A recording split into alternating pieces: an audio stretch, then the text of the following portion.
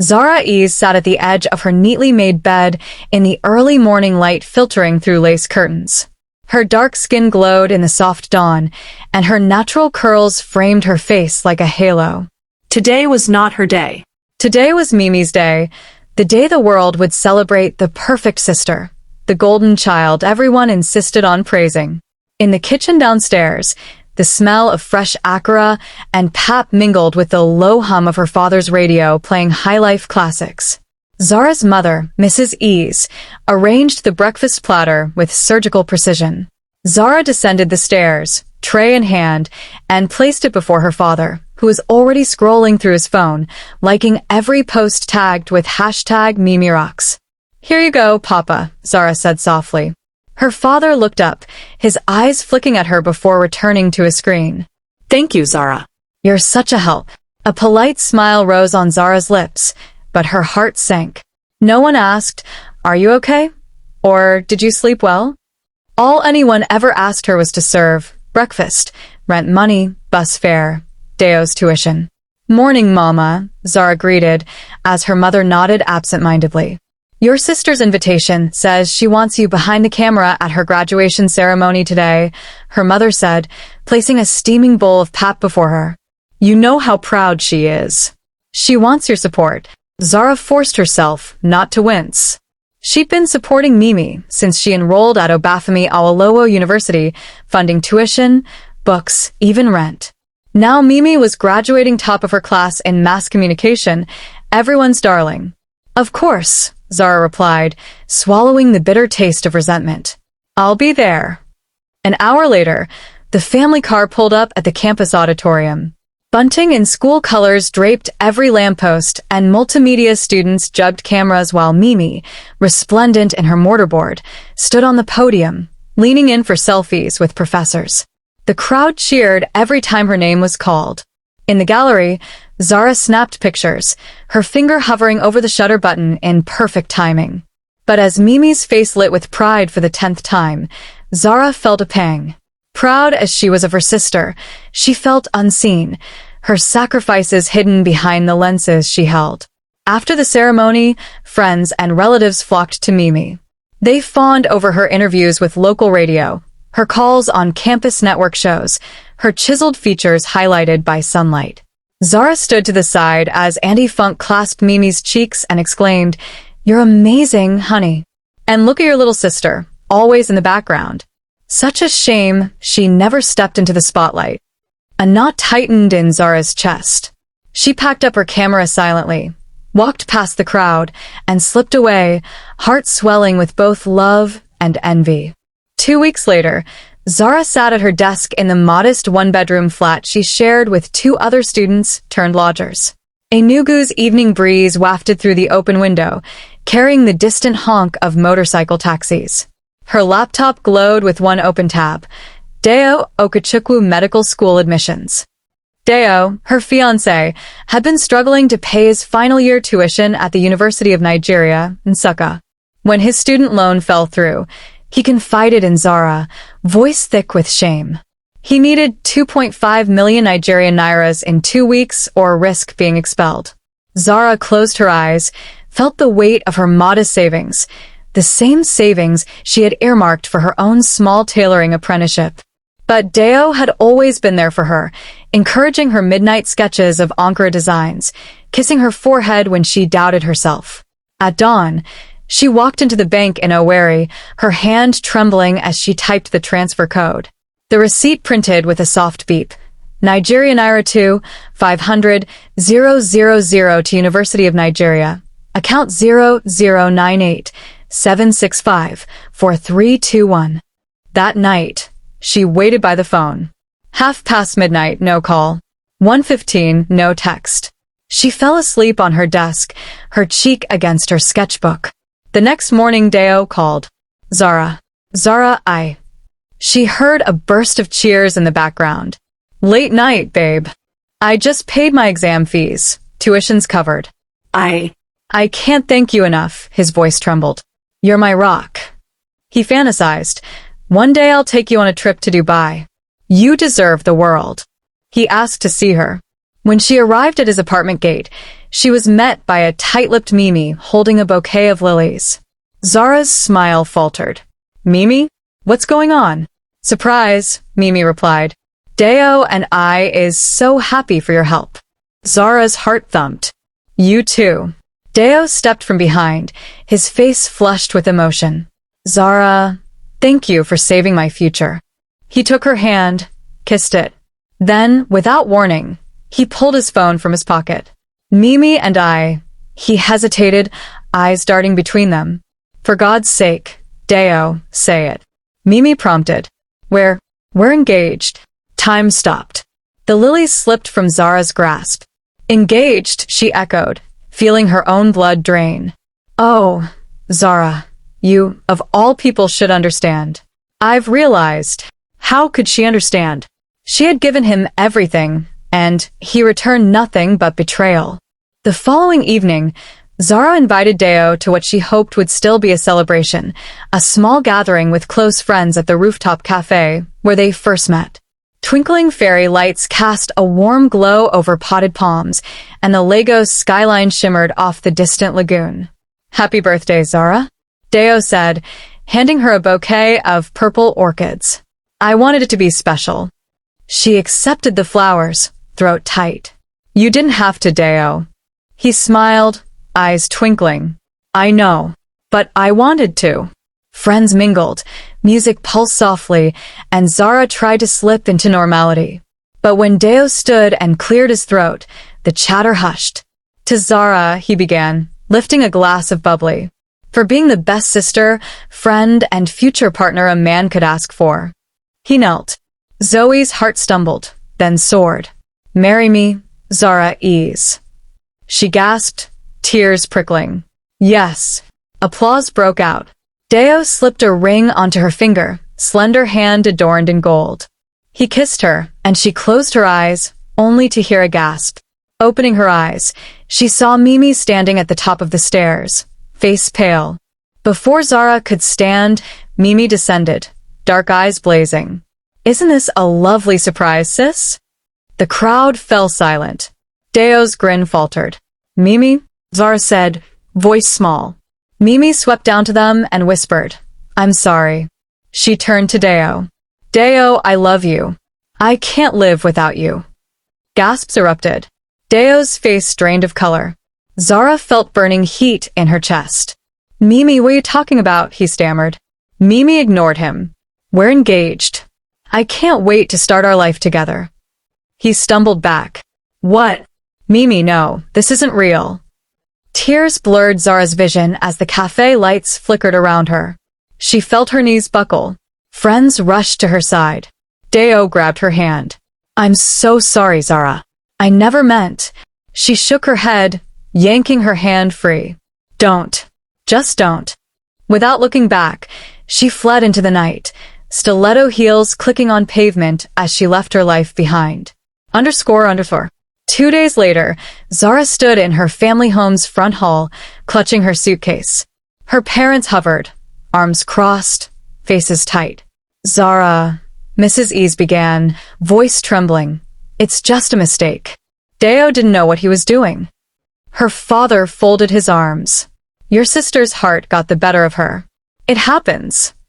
Zara felt tears sting her eyes. "You think this is about a mistake? He proposed to me on my birthday, then turned around and proposed to her on my special night. And you're more upset with me than with them." Her mother sniffed. "Honestly, you're overreacting. People make choices, you'll get over it." "Overreacting?" Zara echoed. "Is that what you call having your fiancé stolen at your own party?" Her voice trembled with rage. "I paid for his school. I risked everything for him." And Mimi stood there, smiled, as he took both rings, the one meant for me and the one meant for her. Her parents exchanged glances. "Stop dramatizing," her father said. "We're a family. We move on." Zara's hands curled into fists. "A family that moves on at my expense. A family that praises lies and ignores sacrifices." Her mother's eyes flashed. "You'll apologize to your sister." And to Deo. "You owe them that." Zara took a deep breath, heart pounding. No. I don't owe them anything. Not apologies. Not sacrifices. Not my respect. She felt the air crack between them. Her father's face reddened. He opened his mouth, but no words came. Grabbing her suitcase, Zara turned to the doorway. I'm leaving, she said. I won't stay where I'm unwanted. Her mother's voice cracked. Zara, wait. But Zara was already out the door, slamming it behind her. Zara sat on the back seat of a yellow Danfo, her suitcase wedged between her and the window. The afternoon sun painted her cheeks in gold. She held only 50,000 Nigerian nairas in her purse, a fraction of what she'd had, and a single change of clothes in her suitcase. Behind her, the jagged silhouette of Enugu's hills receded as the bus inched toward Lagos. Tears threatened, but anger kept them at bay. She thought of every naira she'd given her family, of every hour she'd spent capturing Mimi's successes on camera, of every silent sacrifice. And she vowed then she would rebuild herself from scratch. At mile marker 72, she asked the driver to let her off at a small town just before Onitsha Bridge. There, she found a cheap boarding house with a single bed and shared bathroom. The landlady, Mom Nkechi, eyed her curiously. You alone? She asked in Igbo. Zara nodded. Just me. Mama Nkechi pointed to a room key. Room 3, 3,000 Nigerian nairas per night. Zara paid 2 nights up front. Thank you, she murmured. That evening, she sat on the narrow bed, unpacking her sketchbook and pencil case. She opened her laptop, barely charged, and typed fashion design internships Nigeria. She scrolled through opportunities. Boutique tailors, market stalls, online startups. Nothing glamorous. Everything scrappy. She closed her eyes and remembered Chaik, the stranger at the workshop who admired her stitching. And she remembered the hope in his dark eyes when he said he might invest in her dream. A spark lit in her chest. Perhaps this exile was a blessing in disguise. She picked up her pencil and began sketching bold ochre dresses, sleek modern blazers, vibrant peplum jackets. Each line felt like reclaiming her purpose. Outside, rain began to patter on the tin roof. Zara looked at the gray sky and whispered, let it wash away the past. Tomorrow, she would knock on Chaik's workshop door and propose her own plan. No more hiding behind cameras. No more silent sacrifice. This time, she would be front and center, her own perfect vision. And with that thought, she fell into a deep, determined sleep. The morning sun filtered through the dusty windows of Enugu Tailor's workshop, a low-ceilinged room lined with sewing machines and shelves of colorful Ankara fabrics. Zara plucked a stray thread from her apron and bent over an aged singer machine, guiding the hem of a trial skirt under its needle. Every precise stitch was a silent promise. She would rebuild her life. A soft chime of the front door bell startled her. She looked up to see a well-dressed man, dark skin illuminated by a shaft of sunlight, holding a pair of torn charcoal trousers. His tailored blazer hinted at affluence. His eyes, curiosity. Good morning, he said, voice even and polite. I'm looking for someone to repair these. Zara rose, smoothing the pocket of her simple blouse. I'm Zara. I can fix those for you. What happened? The man removed the trousers from their plastic wrapper. I sat too close to a bonfire last night. He offered a sheepish grin. Charcoal explosion. She laughed, a bright, genuine sound that filled the cramped room. I see. I'll patch and restitch. Give me an hour. Make it 2. I want perfection. He glanced at her name tag. Zara, ease, it's a nice name. Her heart fluttered. I'll call you when it's ready. As he left, Zara's mind buzzed. Who was he? She returned to the machine, but her stitches faltered. Hours later, she triumphantly handed him the trousers, seams invisible, as though they'd never torn. He tried them on. This is beyond expectation. He studied the hem. You have a gift. Zara glanced down. I just do my best. He cocked his head. You're modest. I'm Chaik Obi, tech founder. Our startup launched last month, and we're hiring tailors to craft our employee uniforms. But we need someone exceptional. Her breath caught. Me? He nodded, surprised at his own boldness. I need someone who sees fabric like I see code. Precision, creativity. He paused. Would you consider designing a bespoke line for our company, Zara 004? Zara's pulse quickened. I don't know. He smiled kindly. Think about it. I'll return tomorrow with details. As he strode away, Zara felt something she hadn't in weeks. Hope. That evening, Zara sat in her tiny room at the boarding house, the only light a flickering lamp. The envelope Chaik had left lay on her bed, an invitation to tour his office, an offer of investment, a generous stipend. She reread the lines until the words blurred. I believe in your talent. Let's build something great. She paced the room, heart hammering. Tomorrow, everything could change. A sleek, open-plan space overlooking a Nugu skyline. Servers hummed beneath glass tables. Large screens flashed lines of code. Chaik greeted her with coffee. Welcome, Zara. He offered a seat. Tell me your vision. Zara closed her eyes, steadying herself. Ankara meets architecture, structured shaping, bold prints, functional elegance. A line that empowers the wearer. He nodded, impressed. We'll fund prototypes, marketing, production. You keep 90% of profits. Her chest tightened. Why so generous? His eyes softened. Because you deserve it. And I know when I see brilliance. A long silence stretched. Then Chaik held out his hand. Partner? Zara placed her palm in his. Electricity sparked in her fingertips. Over the next 2 hours, they hammered out terms. Design schedules, profit splits, equity stakes. Chaik's legal counsel joined via video call, peppering Zara with questions. Production timelines? Fabric sourcing? International shipping? Each answer Zara delivered with confidence, surprised even her. By noon, they drafted a simple agreement. Chaik slid a pen to her. It's yours. Zara signed, hands trembling. A new world unfurled before her. A week later, Zara sat in the back seat of a yellow Danfo, scrolling through her phone. Notifications buzzed incessantly. Tags, mentions, memes. She tapped a trending video. Mimi Deo's wedding in a lavish affair. Mimi, radiant in lace and pearls. Deo, beaming in ivory. Close-up of Mimi tossing the bouquet.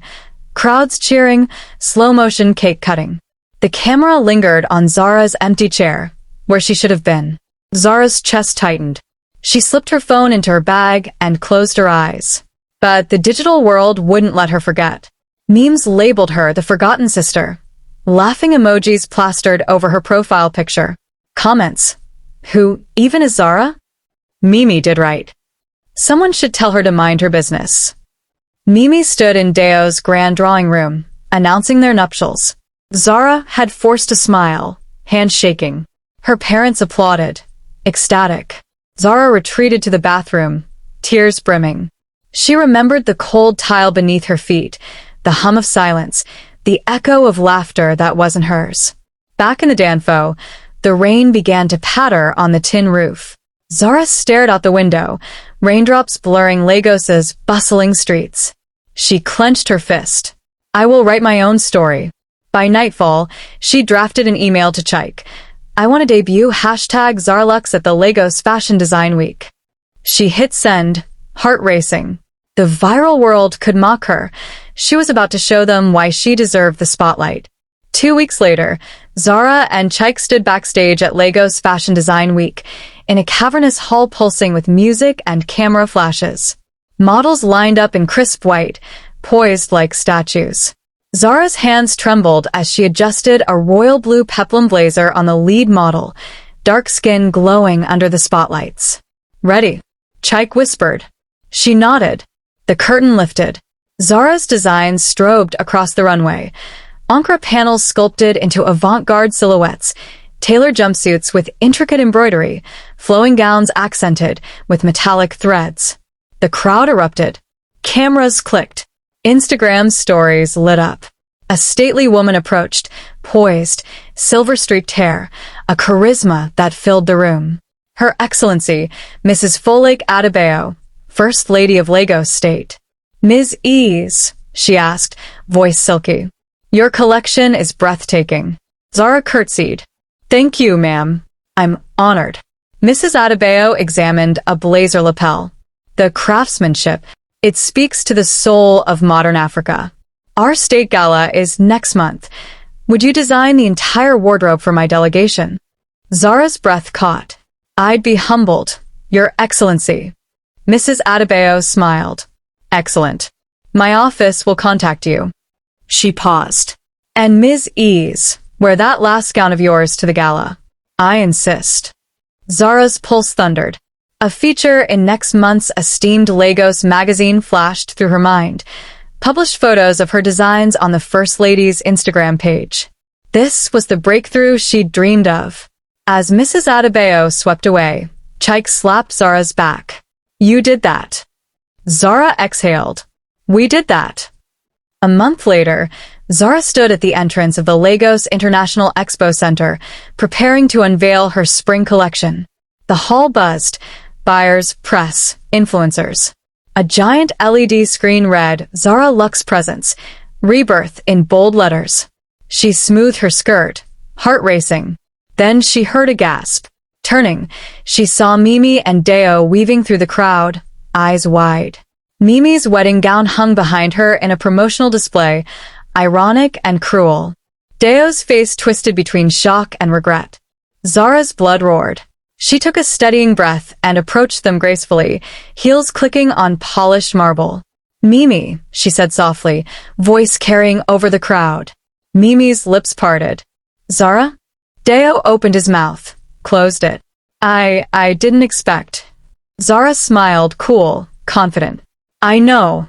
A hush fell as onlookers sensed the drama. Reporters raised cameras. Phones recorded. Mimi's cheeks flushed. Deo looked away.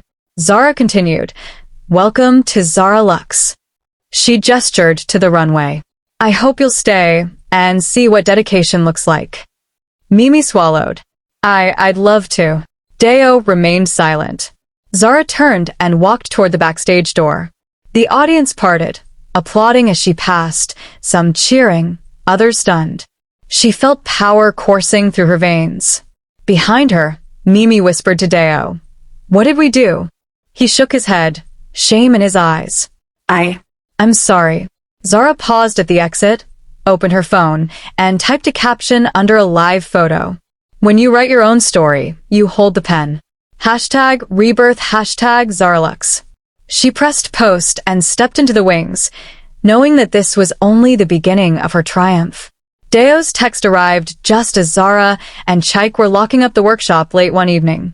The sun had dipped behind rolling Enugu hills, and the overhead bulbs hummed softly. Chaik slipped on his jacket while Zara pulled her sketchbook into her tote. Almost time to head out, Chaik said, eyes on the door. Zara's phone buzzed. She glanced at the screen and stiffened.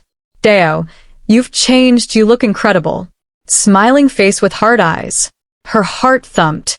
She'd minimized contact. No replies to his calls or messages since the wedding fiasco. Now this. She stared at the words. You look incredible. Everything okay? Chaik asked, noticing her pause. She tucked the phone into her pocket. It's my ex. He raised an eyebrow as they stepped into the humid night air. Still has your number? Apparently. Zara crossed her arms as mosquito coils smoldered in an iron brazier. I never blocked him. Maybe I should have. Chaik led her toward his sleek sedan. You don't have to do anything. You're in control. She offered a small smile. Thank you. But as they drove, her thoughts churned. Memories flooded back. Deo's smooth smile, the way his eyes crinkled when he laughed, that stolen kiss after she paid his tuition. She shook her head. No. He'd betrayed her. There was no going back. The next morning, over coffee in the studio lounge, Chaik glanced at her again. Your phone's lighting up. Zara checked no new messages. She exhaled. Must have been a glitch. Chaik studied her. You know, it's okay if you miss him. But if he's going to treat you like yesterday's news, you deserve better. His words warmed her. She met his gaze. I deserve more than just attention when it's convenient for him. As they sketched new designs at the drafting table, Zara felt a shift. She was reclaiming her power, her worth. Chaik's supportive presence reminded her that her future lay not in a fickle ex-fiancé, but in her own hands, stitch by careful stitch. Later that evening, Zara's phone chimed again. This time, however, it wasn't Deo, but a news alert that would change everything. The broadcast studio buzzed with fluorescent energy, camera crews, makeup artists, interns clutching tablets.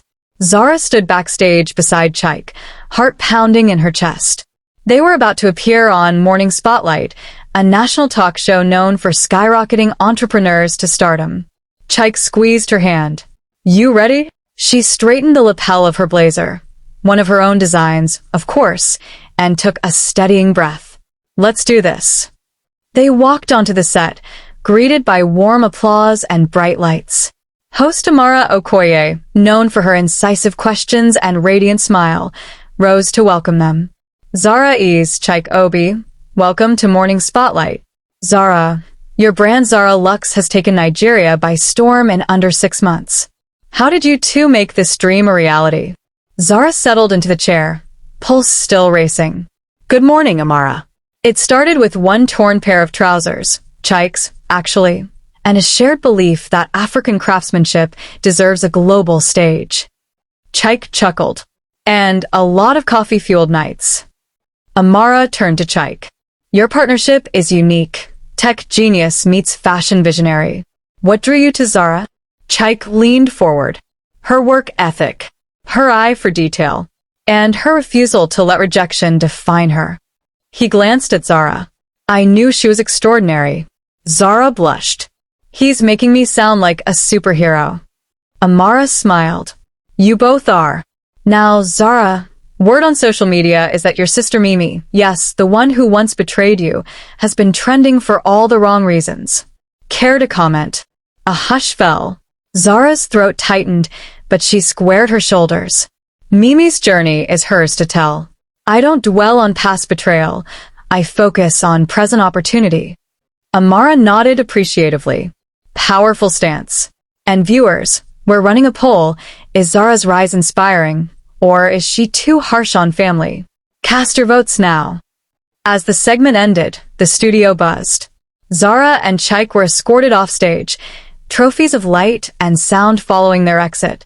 Back in the green room, Zara's phone exploded, notifications, tweets, Instagram stories. Zara is a boss. Don't let family ties hold her back. Can't believe she's moving on so fast. Where's Mimi? Should be here for her sister. Chaik reviewed one tweet aloud. They say she's too cold. He looked at Zara. What do you think? She considered. I think, she said firmly, that people project their own fears onto others. I choose progress. He smiled.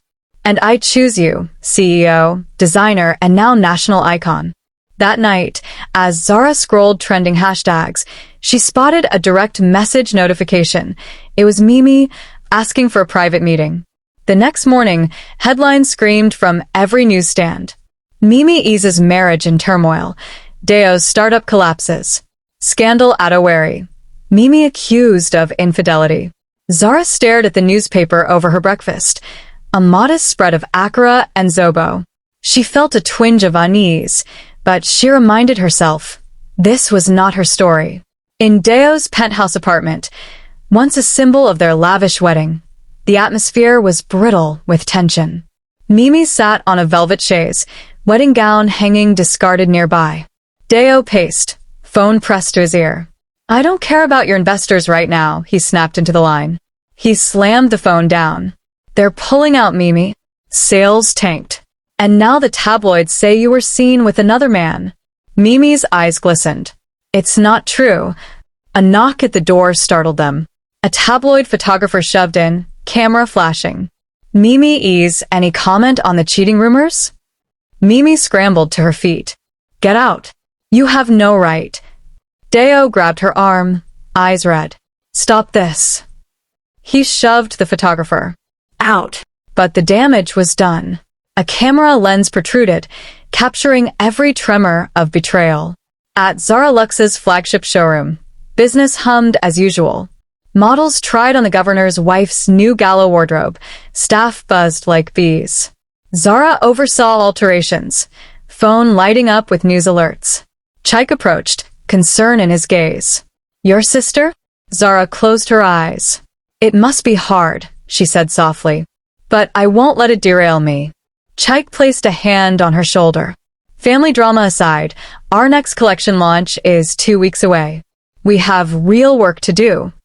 Zara nodded. You're right. Let's design. Word of Mimi's downfall traveled fast. Mrs. E sat at the dining table in their old family home, head in her hands.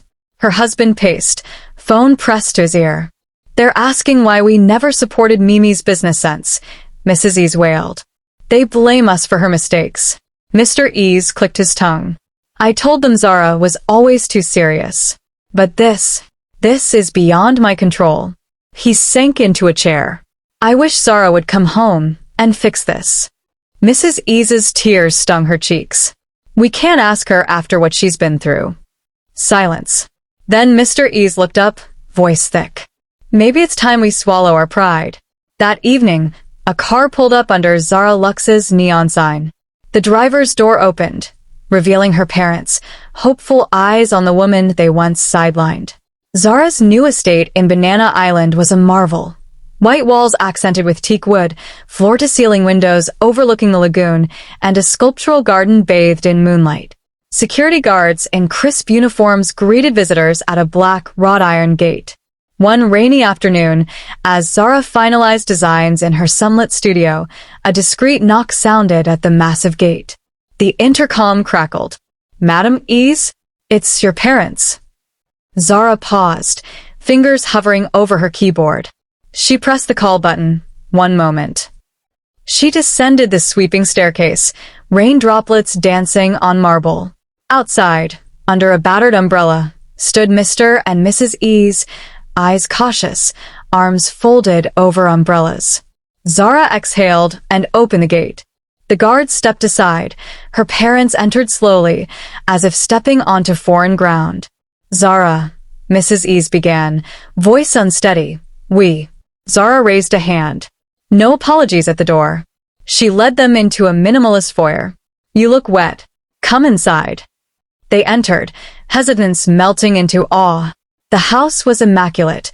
Art pieces along hallways, soft jazz drifting from hidden speakers. Mr. E's cleared his throat. Your place is incredible. Zara inclined her head. Thank you. She gestured to the living room. Sit. They obeyed, seating themselves on a pale gray sectional. The rain pattered on the windows. Mrs. E swallowed. Zara, we made mistakes. We favored Mimi. We never realized how much we hurt you. Mr. E's voice cracked. We underestimated you. And for that, we're sorry. Zara studied them. Her chest ached, not with longing, but with the power of her own triumph. I don't need apologies. She turned to the window.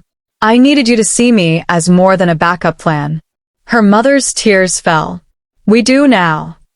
Zara folded her arms. You're not here for forgiveness. You're here because you want something.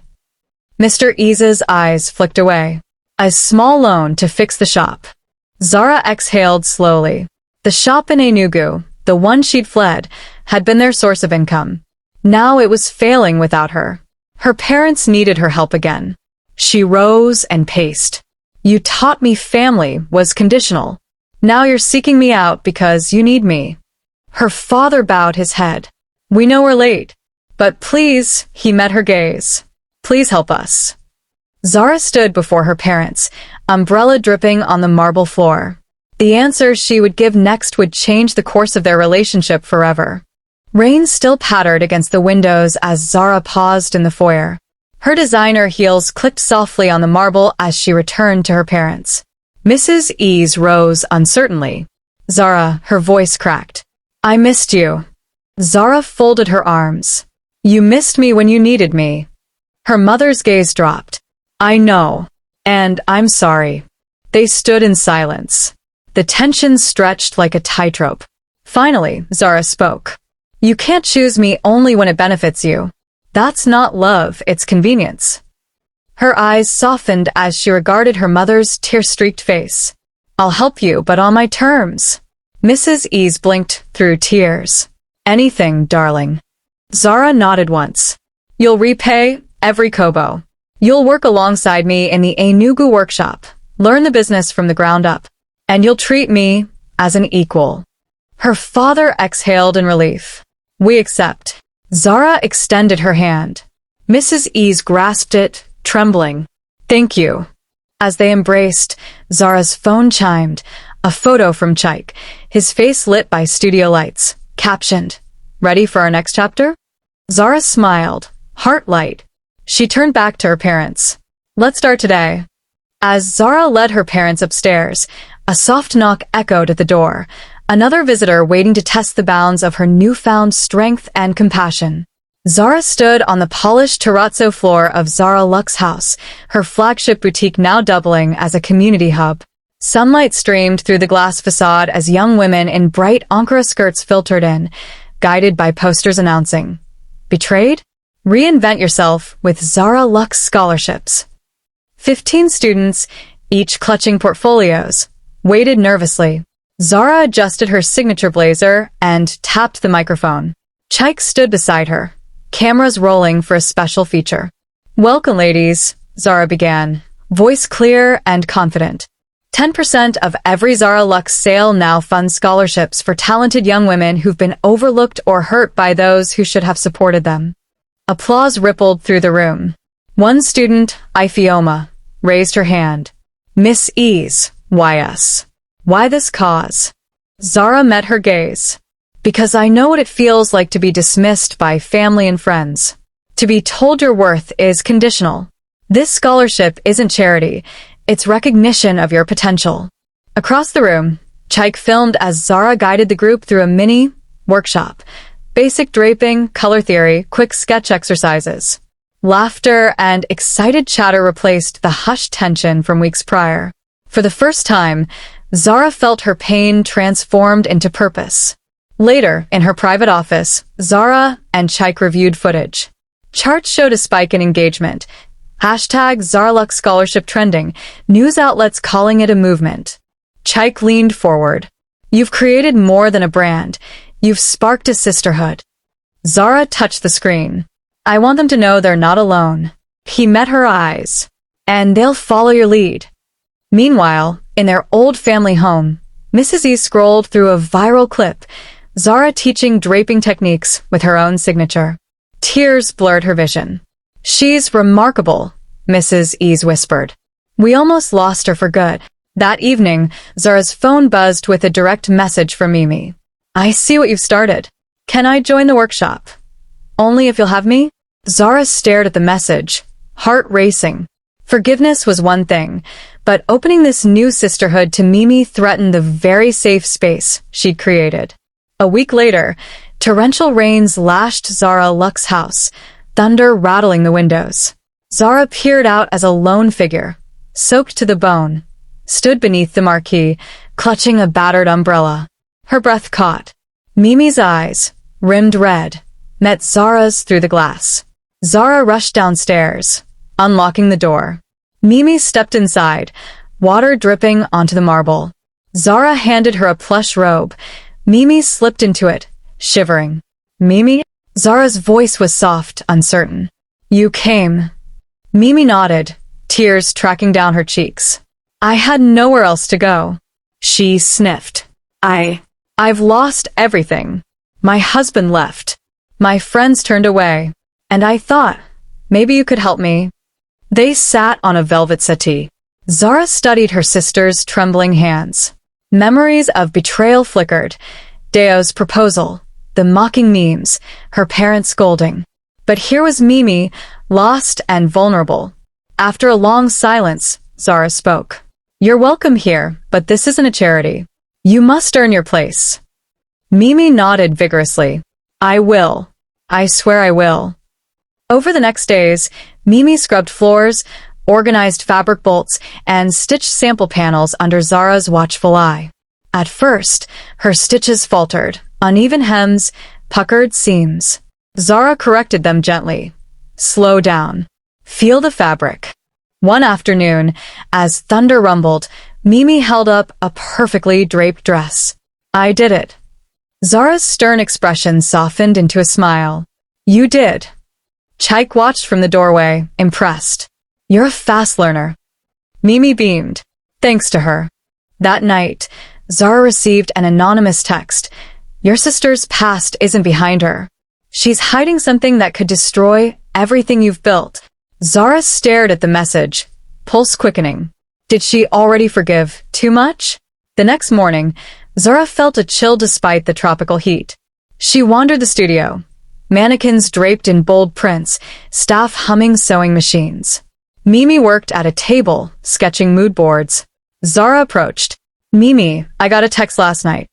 She watched Samantha, her head of operations, glance over. Someone warned me about you. Mimi's pencil froze. Her eyes flickered. What do they mean? She whispered. Zara folded her arms. I don't know. But forgiveness doesn't mean erasing the past. It means setting boundaries. Mimi's lower lip quivered. I understand. Zara's phone buzzed. A video link. She hesitated, then opened it. The clip showed Mimi, weeks ago, being ejected from a nightclub security door, stumbling drunkenly. Caption: Mimi is caught in scandal before graduation. The video had resurfaced from an old tabloid. Zara turned to Mimi. Why didn't you tell me? Mimi's face flushed. I was ashamed. She looked at the floor. After everything I did to you. I didn't want you to see me like that. Zara exhaled. Shame is human, but secrets can blow up in our faces. She stepped closer. You can stay, but honesty is non-negotiable. You'll be transparent with me from now on, no surprises. Mimi nodded, tears brimming. I promise. Chaik appeared, having overheard. He placed a reassuring hand on Zara's shoulder. Trust but verify, he murmured. As Zara turned away, her phone chimed with an incoming call labeled Project Investor. She answered, smiling, only to freeze. The voice on the other end was Deo. Zara decided to host a formal dinner in the Zara Luxe Sky Lounge, a glass-walled penthouse venue overlooking Lagos at dusk. Invitations went to her family, key clients, and media. The theme, reconciliation renewal. Mothers in lace, fathers in agbatas, and Mimi, now recovered and radiant, took seats around the long walnut table set with gold-rimmed china. Chaik toasted with champagne. To family, he began, raising his glass. For teaching us that growth often comes through pain. Zara stood. Thank you all for coming. This dinner isn't about business. It's about acknowledging the past and stepping into a brighter future together. Her parents bowed their heads. Mimi dabbed tears at her eyes.